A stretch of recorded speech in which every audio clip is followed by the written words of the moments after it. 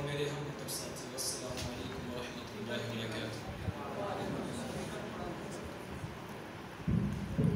آج اس ایوان میں جو موضوع زیر بحث ہے اسے لفظوں کے معنی میں یوں بلایا گیا ہے کہ قلم تلوار سے طاقتور ہے۔ جناب صاحب، مجھے ان لوگوں کی خام خیالی پر رونا آتا ہے جو اس پر بازد ہیں اور اسے ثابت کرنے کے لیے زمین آسمان کے کلابے ملا رہے ہیں کہ قلم تلوار سے طاقتور ہے۔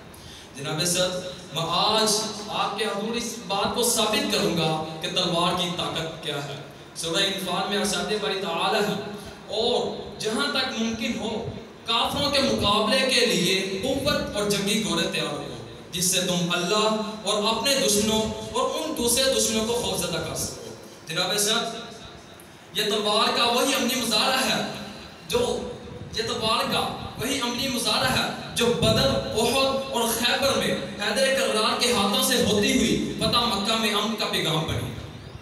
یہ تلوار کا وہی عملی مظاہرہ تھا جو خالد بن ولید رضی اللہ تعالی عنہ اسلموا تسلمون کا نعرہ لے کر علاقوں کے علاقے فتح کرتا چلا گیا۔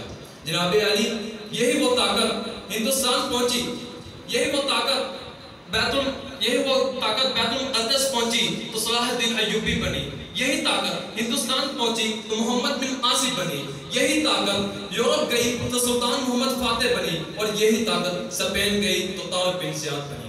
جناب علی، تقدیر کے قاضی کا یہ فتویٰ ہے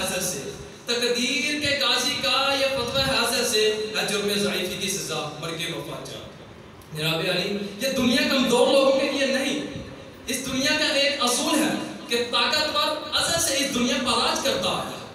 طاقت ایسی زبان ہے جو جانوروں اور انسانوں میں یکساں مقبول ہے۔ تلوار علامت ہے طاقت کی، امن کی اور سکون کی، اور یہی وہ طاقت ہے جس کی بنا پر دنیا میں امن اور سکون کرے گا۔ جناب علی، ابھی قریب کی بات کرتے ہیں، کشمیر، فلسطین، عراق، برما، لیبیا، شام، تائیوان اور یوکرین، کیا ان سب ممالک میں اہل علم یا اہل قلم موجود نہیں ہے؟